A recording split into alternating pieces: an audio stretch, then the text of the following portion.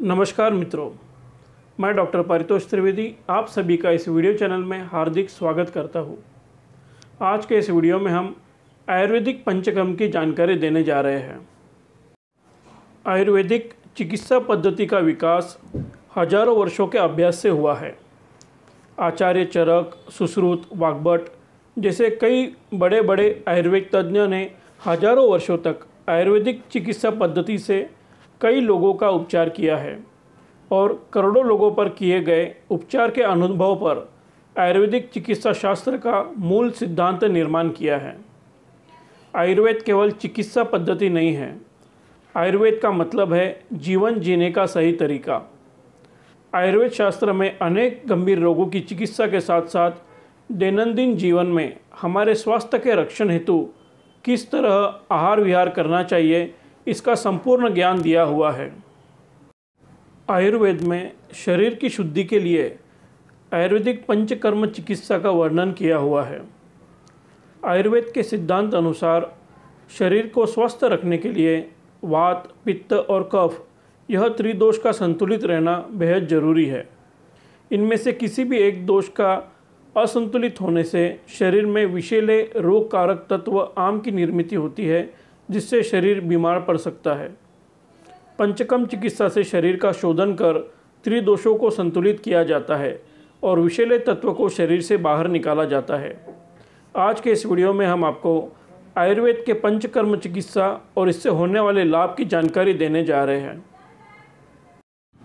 Video शुरू करने से पहले अगर अभी तक आपने हमारे वीडियो चैनल को सब्सक्राइब नहीं किया है तो कृपया सब्सक्राइब बटन पर क्लिक कर हमारे चैनल को सब्सक्राइब अवश्य करें ताकि हमारे हर नए वीडियो की नोटिफिकेशन आपको मिलती रहे।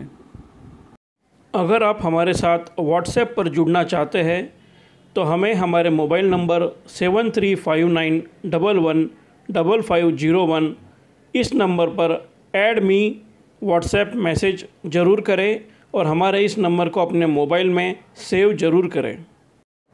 आयुर्वेदिक पंचकर्म क्या है?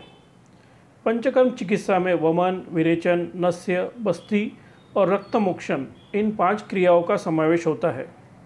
पंचकर्म करने से पहले स्नेहन और स्वेदन यह 2 पूर्व कर्म किए जाते हैं।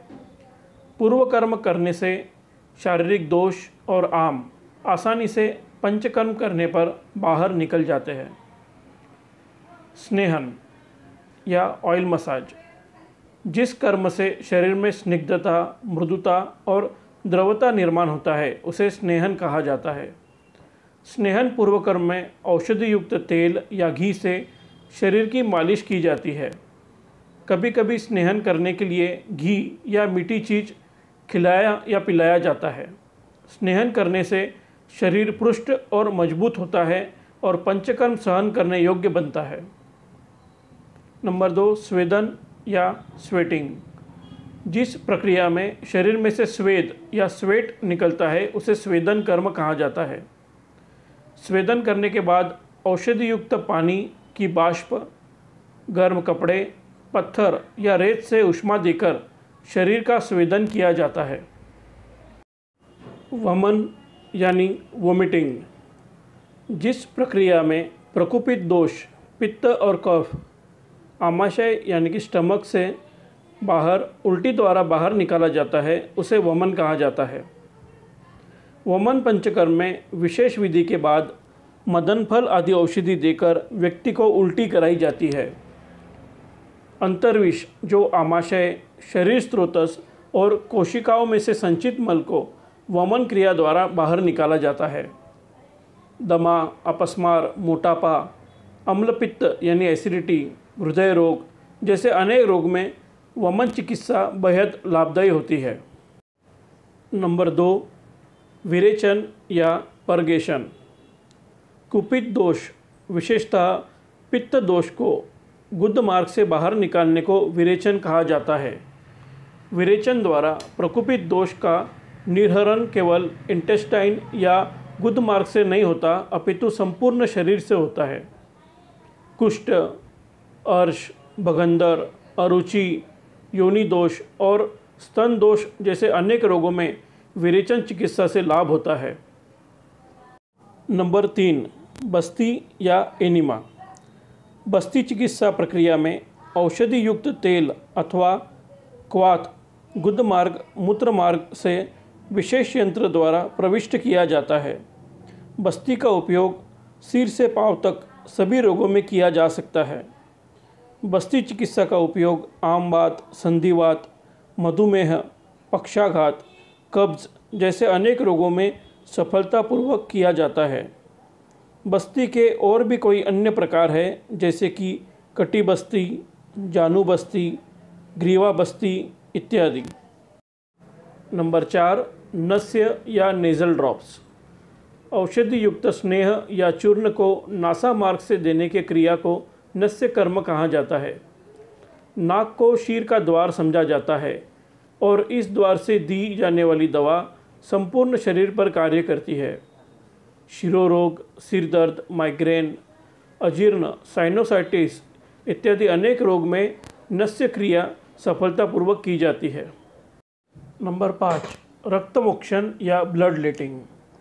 दूषित रक्त को शरीर से बाहर निकालने की विधि को रक्तमोक्षण कहा जाता है। रक्तमोक्षण करने के लिए शस्त्र या जलोका का उपयोग कर दूषित रक्त शरीर से बाहर निकाला जाता है। त्वचा रोग और रक्तवाहिनी रोग में इसका विशेष लाभ होता है। ऐसे जख्म जो ठीक नहीं हो रहे हैं उसमें भी जलोका का उपयोग करने से जख्म जल्द ठीक होते हैं। आजकल मनुष्य का जीवन यांत्रिक होते जा रहा है। अत्यधिक गतिमान जीवन में मानव के आहार विहार में अनियमितता आ गई है।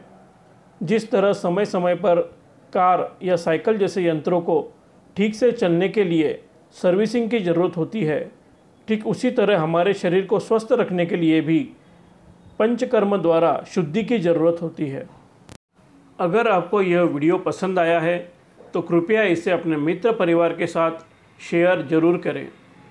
स्वास्थ्य से जुड़े ऐसी ही उपयोगी जानकारी सरल हिंदी भाषा में पढ़ने के लिए आप हमारी हिंदी स्वास्थ्य वेबसाइट www.nirogikaya.com पर अवश्य विज़िट करें। धन्यवाद।